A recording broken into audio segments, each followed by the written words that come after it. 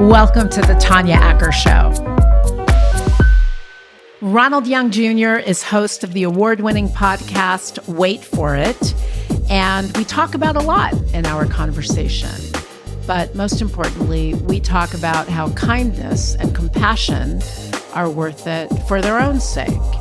And most importantly, that includes being kind and compassionate to ourselves. Radically accept yourselves, my friends. Here I am with the wonderful Ronald Young Jr. Thanks for being here.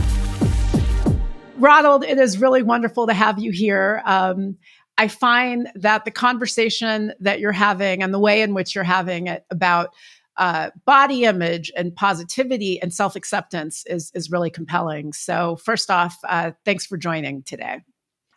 Thanks for having me. I'm excited to be here. So one of the things that I find so compelling about you and the way that you are engaging folks on the issues that you are is that, and I'm just speaking for me, it is unusual for me to hear a man express this sort of vulnerability around body and body image. I think that men are often given more grace in terms of appearance and the like. So your expression of that kind of vulnerability was unusual. And then just to put another layer on top of it, as a Black man in particular, because again, it's been my experience that Black folks are much more embracing of body types that are bigger than some other communities are. The way that you've engaged on this issue is, at least for me, unusual and really compelling. Why did you want to start having these conversations? So I felt like for me, there was a gap in terms of narrative content about navigating the world as a fat person. I felt like there's a lot of chat shows that exist that cover this sort of thing, but they weren't really unpacking these nuanced conversations and thoughts that folks are having while navigating the world. And I feel like you've kind of pointed to it a little bit in the fact that I am a man, I am Black, and there is nuance in the discussions when it comes around fat people, especially fat Black men or fat folks within the Black communities. I mean, there's plenty of fat phobia kind of everywhere you go, or just like this idea of what people should look like is kind of something that permeates regardless of gender or race. But the specificity of men and the idea that like men do get a little bit more grace operating within society based on our looks. There's less pressure for us to look a certain way, but there still is messaging that exists that we should look a certain way in a lot of ways that I feel we don't talk about enough. And that's kind of like where Wait For It operates. It operates in this place where it's like, where are we not having those conversations? And what does it look like to actually be having those conversations with folks that normally don't speak about this sort of thing? I've listened to you talk about how you sort of feel like you have to navigate these different spaces differently, right? And I think that anytime you are in a community that's not a part of the mainstream community, there's a second guessing that one does of oneself, right? Like if I walk into a room and I'm 5 minutes late, I am freaked out that they're going to think, whereas I've worked with folks of every shade of the rainbow and, they can run into traffic, they can have a bad morning, but if I'm late, I feel like, the race is on the line. Like it's a statement about Black people. That's how I feel about tipping. Right? Right. We got to tip. We got to really tip. I will be tipping 100% of this bill. Right? Exactly. We're going to tip you like we're going to tariff you. We're going to tip you 100%. But you talk about that sort of, being Black, being male, and being larger. And by the way, you call people straight sized. I feel like it's not okay for me to say fat. Like I feel like fat is a word that I'm not allowed to say if I'm talking about somebody who's bigger than I am. Am I overthinking that before I get to the question? There's two schools of thought on that. One school is that, and I'll tell you mine.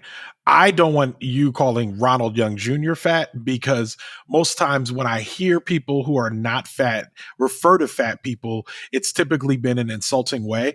And I don't know that society has done enough of the work to actually reclaim the word in a way where it is just a descriptor like short, tall, or otherwise. But there's another school of thought that says any usage of the word should just be received as a descriptor. And there's plenty of people who self-identify as fat and call people who are fat with no insult or malice in their minds. And I'm telling you, I'm at a crossroads when it comes to that decision itself. But for you, if you are using it as a descriptor, and you are just using it to describe someone, and it's not meant with any malice in your mind, then you're perfectly within your right to use it in that way. Just know that there's probably some people that may not want to be called fat for the same reasons that I kind of just described. Yeah, I still probably wouldn't do it. Like it's like sort of culturally, um, I grew up, it's always been used in such a pejorative way that Yeah. I don't feel comfortable using it. So, but going back to the question I started before that digression, um, you know, I listened to you talk about feeling like you have to be better, like you've got to be kind, you have to be charming, you always have to be on, because you're afraid of what the judgments and the conclusions that people will come to if you aren't those things. What is that pressure like when you add that to all of the other pressures that you walk around with in your body? What does that extra pressure feel like to you? When you're used to carrying it, it kind of just feels like, I'm sure it's no different from being a woman and being black. And like, you navigate the world as a black woman, and it's something that you don't think about anymore in some ways until it comes to the surface and you are confronted with it directly. But there are specific ways in which you navigate the world because you are a black woman, because of this of society and what it has done to black women specifically. And I feel like at some point you may think about it more, but most days it's kind of just like a background running program. And that's kind of how it is in my head, where it's just like, there's ways in which I think about it, and there's ways in which I don't have to think about it. I am going to fly on a plane very soon. I will be thinking about it, like as I fly on a plane. But there's ways in which, like when I wake up in the morning and just living my life, I work from home, that I don't really have to think about it much at all. But it probably doesn't come into the forefront of my mind until I have to interact with other people, or interact with society in a way that reminds me that it was not built for a body like mine.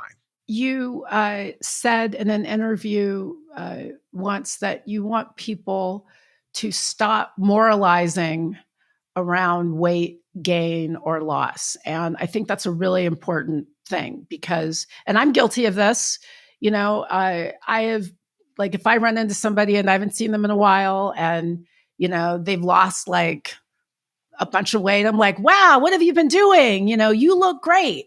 And so we do jump to these conclusions. I do. I have.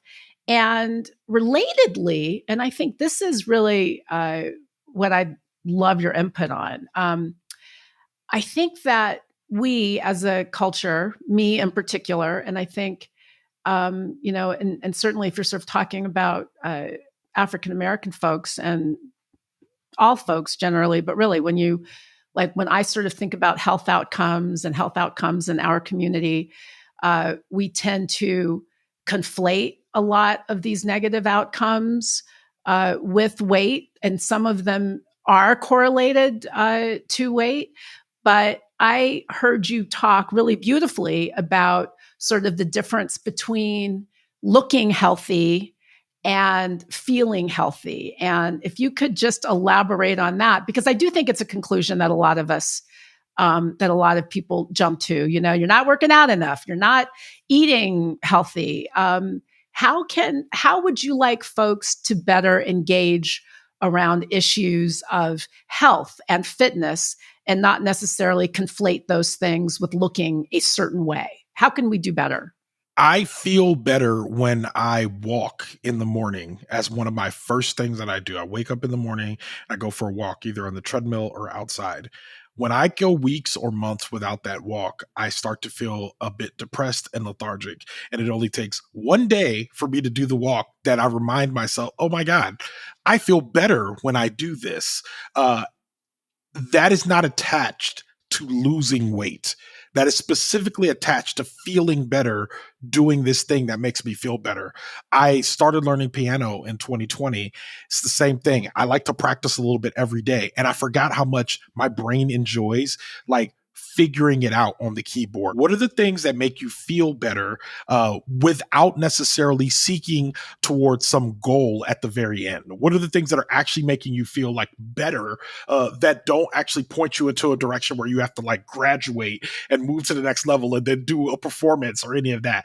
I don't like play piano because I want to play at Carnegie Hall someday. I play piano because I imagine it would be cool to be in my 60s and be able to sit down at a piano and like enjoy myself or entertain others. And I feel like that's a more balanced goal to look towards.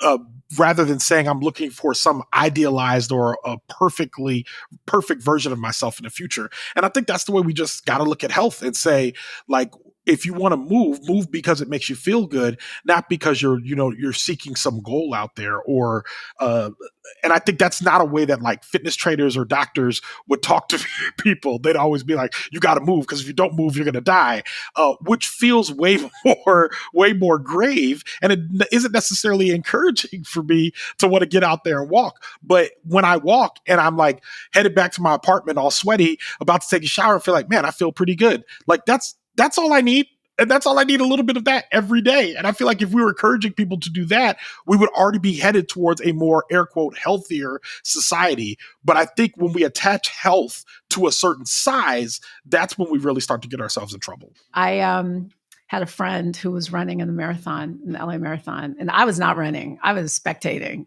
I was on my bike, meeting them at like different corners. And I remember there were people running that marathon who were a good 40, 50 pounds heavier than I am. And I'm not running a marathon. So it's true that we do sometimes like assume that if you are healthy, you must be this certain shape or frame. That just isn't true. I heard you talk about like waiting for the perfect moment. Like I have got to look a certain way and then I'll get my relationship and then my life will start.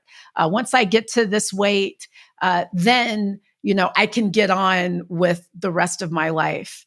And it seems that a big part of your journey and your process is sort of saying, my life is starting right now. Like, regardless of what happens with the weight, I am present right now. This is my body. I love who I am, and I'm going to live my full journey and to the fullest right now. Talk a little bit about that, because I think that has applicability, like regardless of what the thing is you're waiting for to get going on with the rest of your life. About a month ago, I had a conversation with my therapist in which I said, I feel like I'm waiting for this box to open. And once the box open, I'll be happy.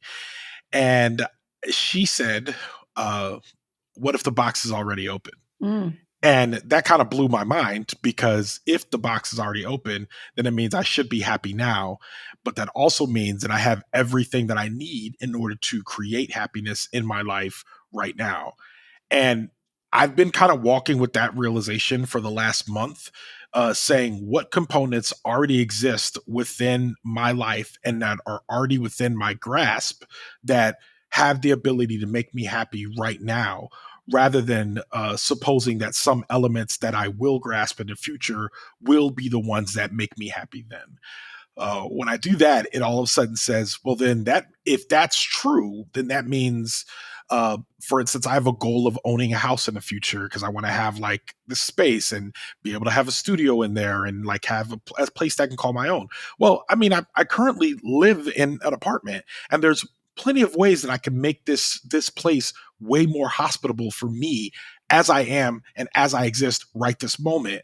But I'm instead doing stuff like, if you look in the background, you can see some pictures on the ground that are not hanging on the walls. And it's like, they're stacked over there because I'm like, well, I'll hang them in my house. I'm not going to hang them in my apartment. Well, why can't I just hang them in my apartment? I like looking at them. I bought them because I like looking at them. So why are they not on the walls? So I feel like that's kind of how I've been starting to reframe my thinking, is to say, what elements do I have to make myself happy now? And how can I start doing that now? That way, someday when I get to the future, I'm not still going to be thinking of, now that I've made my goal, how can I make it perfect? How can I make it so that I have everything that I'm supposed to have right now? And then I'll live this perfect life, as opposed to saying, like, my life is perfect now. What can I do to make myself happy in the moment? You're reminding us not to treat ourselves like that sofa in grandma's living room that she always had covered in with the plastic Did on. your grandmother have a coat, right? And it was like, I'm Yes. saving this for company. It was like, but we are company and company's here. Yeah. Like, We're already here. Right, we're already here. Like, the living room, the sofa in the living room is meant for people to sit on it and enjoy it, not to have the sticky plastic. Where would you say you are on your own path, your own journey of self-love and self-acceptance? So I recently went through a breakup, and this was the part of the breakup where I realized that I couldn't talk to her anymore. Not because I didn't like her. She's still a wonderful person, but mostly because I can't handle being a bystander in her life. And I'm like, yes, I want her to be happy, but I want her to be happy with me as opposed to be happy with someone else. And I feel like when I had that realization, it's like kind of like going through a second breakup when you're already grieving the first breakup in a lot of ways. And so now that I'm having that extra layer of grief, not to mention, like, I also lost my mom recently. So I feel like between that and breakup grief and them kind of like molding themselves into this kind of like mega grief, I really have to sit with the day in front of me and say, what can I do today to feel good? Like, what is going to make me happy today when I wake up? And sometimes that's like catching up on my shows, or sometimes it's working on one project and not all my projects. Sometimes it's talking on the phone for 20 to 25 minutes with a friend, you know what I mean? Or sometimes it's a 3-hour conversation. Sometimes it's playing video games with friends for a couple hours. Sometimes it's playing piano, walking on the treadmill. I have to think about what it's going to take for me to be happy in the current day that I'm in. So to answer your question, I still think there's a lot of ways in which I know the path that I should be on, and I know the path to happiness, but it's not so easy to make the right decision or the most sound decision from day to day, just because of the way that life feels like it falls. And I know there's a lot of people out there that are probably dealing with the way life looks right now, like especially with our current administration and our government and the weight of the world and multiple wars, all of that. It probably feels hard to say, like, how am I reaching for happiness in the future or even in my life right now? But all I could say is, at this place in the journey, I'm really taking it one day at a time, one moment at a time. And it's the only thing that we can really manage, right? And over Correct. which we have any control. I mean, Yes. God bless you if you're trying to make a plan for a year from now. Like, I don't know what the hell is going to be going on in a year. I have no idea. Who knows? I have no idea. I have no idea. And so, like, and I'm so sorry to hear about your mother. That is Thank a you. grief I've not yet experienced, and from people I know who live through it, you never get over losing. You don't. You don't get over losing your mom. But it's also just, the message of just saying, I am going to focus on trying to make this day a good day, because I don't know what emails coming tomorrow. I don't know what's happening tomorrow. I don't know what the breaking news will be. I don't know what the breaking news will be tomorrow. But I have to focus on today. Yes. I told you that story about my friend. Do you look in the mirror and see a handsome man? Do you think you're good looking? You probably no different from anyone else, where the right outfit, you know what I mean? Like okay, first of all, after a haircut, nobody can tell me anything. Like when I, like my barber will tell you, I'll just be staring at the mirror, licking my lips for like 30 real time seconds after a haircut, you know? And so when I get home, like wash the hair off me, like comb the beard and put on a good outfit, like there's been a few times where I feel really good about myself. And I think that's nice, but there's something that is like, the dopamine associated with someone else telling you look good is just, I don't, oh man. Yeah, it's true. It's hard to, especially when you feel pretty good about yourself and someone hits you with the ooh and you're like, yeah. And it's like you turn into a supervillain, like, ha ha ha ha, like I've done it. It's so true. It's so true. You know, like people act like they don't care or whatever, like, especially if they're a little bit public. They're like, oh, yeah, so it's, but I'm like, dude, I'm not going to lie. Like somebody put something on my Instagram. Oh, you look so pretty. I'm like, yes. You're like, I did it. You're like, today, Instagram, tomorrow, the world. So it's true that, like, you know, we often see and judge ourselves based on the responses and reactions we get from other people. And I know we're even supposed to say, oh, just look inside. And that's true. Yeah. You know, we do have to like really rely on ourselves, but it also feels good, you know, to be celebrated by other people. Yeah. Are you finding that there is more celebration of different body sizes? Like, you know, I'm thinking about that brilliant Michelle Buteau show on Survival of the Thickest on Netflix, which is phenomenal. Like, it's funny. I think she sort of talks about size sort of incidentally, but it's not really the star of the show. Like, she is with like really good looking guys and she always looks really cute and she's a stylist and she's always, you know, very well put together. Do you think that do you think that some of those norms are changing in a way so that like young people feel like they've got more affirmation than they did some years ago? No. Here's why. I feel like the biggest issue that I have, and first of all, I love Michelle Buteau. I love all of her work. The biggest issue that I have with a show like Survival of the Thickest is that typically when they show plus size women specifically on shows like this, they typically show them in relationships with conventionally attractive men as like kind of like the marker for them being accepted as beautiful, capital B beautiful.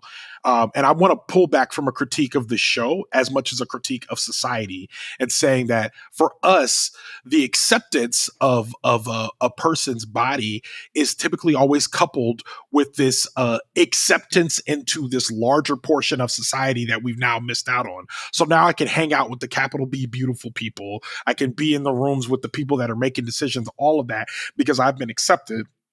For some reason, my body and my look is now acceptable in that way.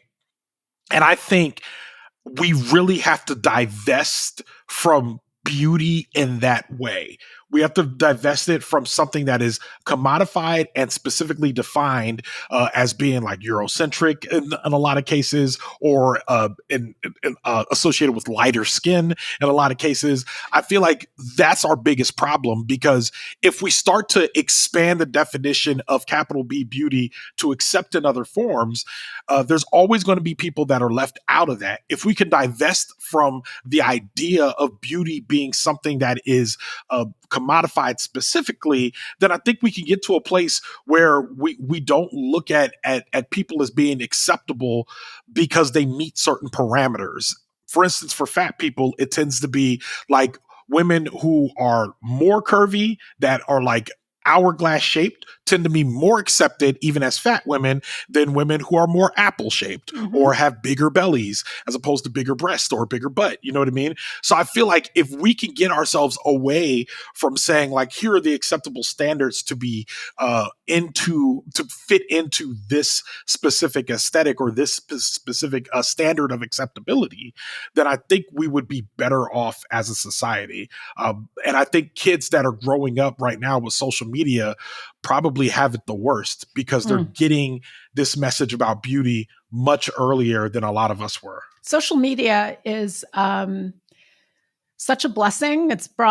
It brings communities together. It gives people platforms to connect, but it is really horrible for some of these young people. I mean, I've had parents on the show whose kids have been bullied mercilessly. What do you say to a young person who might be bigger and struggling? Because kids are mean. You know, you can talk all of this. Like there's a whole language that I think has been normalized that wasn't when I was younger. You know, we talk about body positivity and we obsess. And I want to talk about Lizzo in a second because I feel like folks just don't give that sister a break. Like if she's big, they talk about her. If she loses weight, they talk about her. Like we just need to get out of her diet and exercise regime and focus on our own. I mean, it's so much. But just going back to the kids, what do you say to them? Because these young people, they are brutal and they are mean. And because of social media, their brutality and their meanness really sticks in a way that it didn't when I was younger, and it's concentrated. What's your message for young people who are struggling? I think the message is to keep on living. I actually struggle with this because at once upon a time, we used to be able to tell kids that you'll grow up and you'll become more adults and our focuses will change. And then like the things that concerned you as like a kid won't concern you as an adult. And things will get better. We used to say that, but there's a lot of ways in which us as adults are discovering that might be a lie, mostly because of the ways in which we see other adults treating other adults in terms of like acceptability, who's allowed to do whatever. Something I always talk about is like legislation that we all accepted was good and fine for the last 50 years is now begin to change because all of a sudden the standards for what that is or acceptability have now shifted again. So the stuff that we're telling our kids is like, hey, love everyone, accept everyone, be kind to one another. Even that messaging has felt warped in recent years. All I would say to a kid is that kindness and compassion is worth it for kindness and compassion's sake. There's no reward necessarily at the end. You don't have to work towards that saying, I'll feel better, any of that. Just know that your kindness and compassion is valuable and should be put out into the world.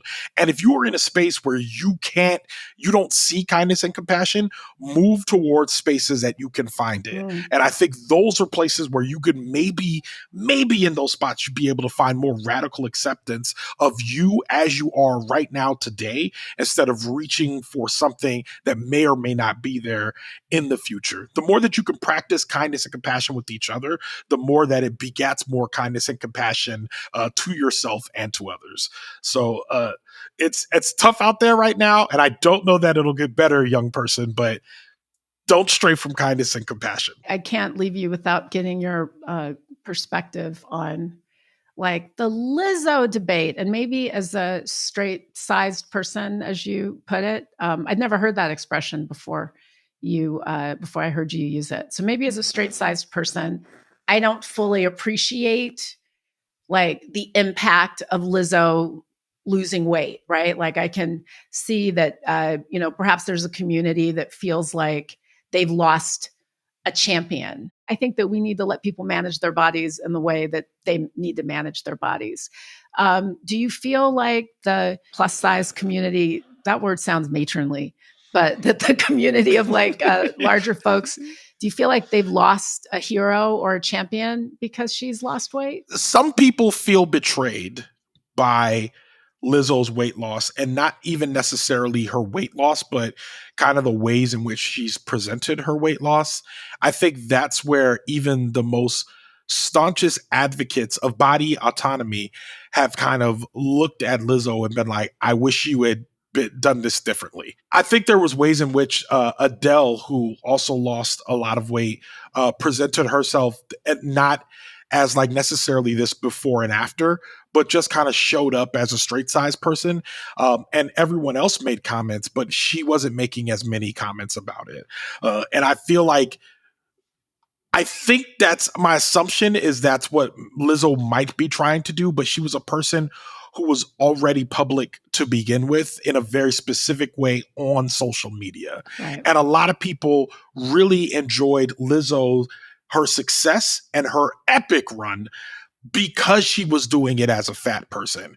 And I think for fat people to see other fat people find success while being fat, and then to turn around and lose the weight in order to kind of, we don't know the reason why it's done, but it feels like tacitly they're saying, I've gotten here and now I don't need to be fat anymore. I don't want to be fat anymore. It's something that I've decided to stop doing.